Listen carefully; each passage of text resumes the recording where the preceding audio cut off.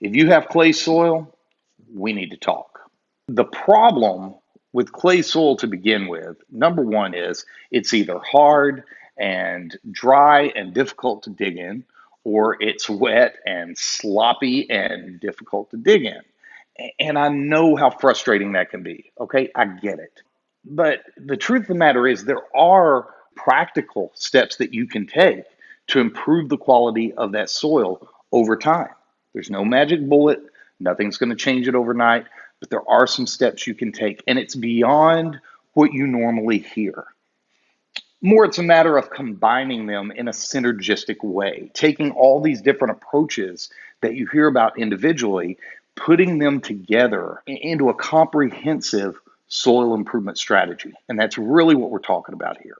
For a moment, let's just look at a couple of the common approaches to improving clay soil and the challenges that come along with those on their own.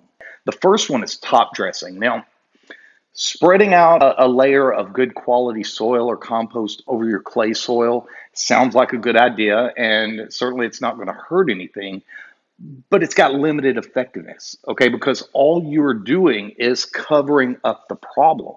It's like when you go to the dentist or you get a toothache and then you start putting some lidocaine gel or something on your tooth. Yeah, it may stop the pain for a little while, but you haven't really dealt with the issue. And that's what top dressing alone really amounts up to. I've never had good results just doing that on its own. Now, a lot of people talk about soil conditioners, liquid aeration, okay? And I've come to understand that liquid aeration has its purpose. It's not the end all be all. It's not going to solve world hunger and improve your soil all on its own 100%. But it does have a valuable purpose as a wetting agent. Basically, this stuff is, in most cases, is about the same as the active ingredient is the same as you'll find in shampoo, which sounds kind of silly, all right? But at the same time, it does serve a purpose, especially if you use it prior to core aeration. All right, because what it does is it kind of soaks into that top layer of soil and softens it to allow the core aerator, the spoons, to dig a little bit deeper and to get in there and really pull out solid, intact plugs of clay as it works. So soil aeration does have a place, but on its own, it's not enough in most cases, and that's what we're referring to here. Now, at the same time, I do want to give you hope, all right? Because what I've been doing in my yard has had surprising results. In fact, I have a strip of yard that I've been doing some testing on for the last couple of years. And on one side, I haven't done anything. On the other side, though, I've applied these strategies. Actually, four of the five that we're going to talk about. One of them I had not been applying until recently, but using four of these strategies on one side, none of them on the other, you will see what the results are after 2 years. Let's talk about these five strategies and how to use them appropriately. Step one is going to be soil conditioning. I'm going to take a soil conditioner and spray that out over my yard. The purpose of that is going to be, as I said before, to serve as a wetting agent and to loosen those top few inches of soil. So we'll begin with that.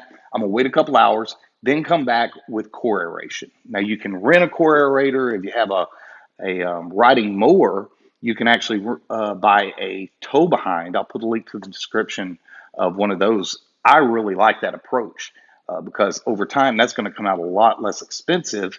You just put a couple of cinder blocks or maybe some sandbags on it to weight it down, and then you pull it around on your lawnmower. In any case, however you approach it, core aeration is your second step. Step number three is deep core integration. This is not something people talk about very often, but of all the approaches or strategies we're going to talk about, this one I believe is probably the most effective in the long term.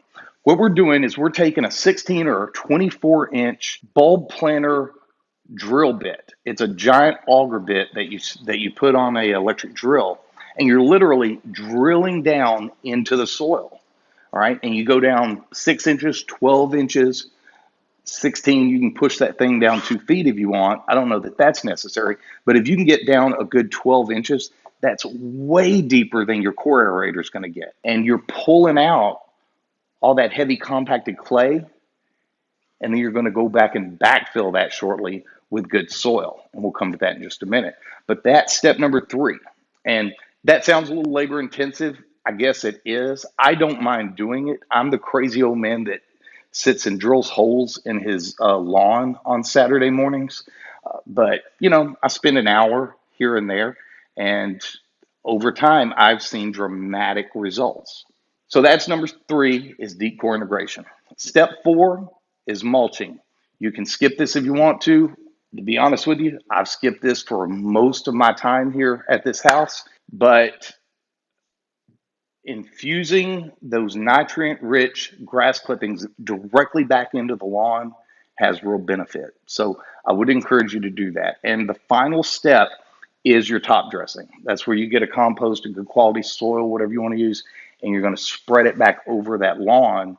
Here's where the real benefit is: those core aerations and the deep core integration that you've done, all these holes throughout your yard, you're backfilling all of those. So at different depths, depending on the core aeration or the deep core integration, you've got these different depths of quality soil now in the yard that worms can get in, that the biological activity can take place in.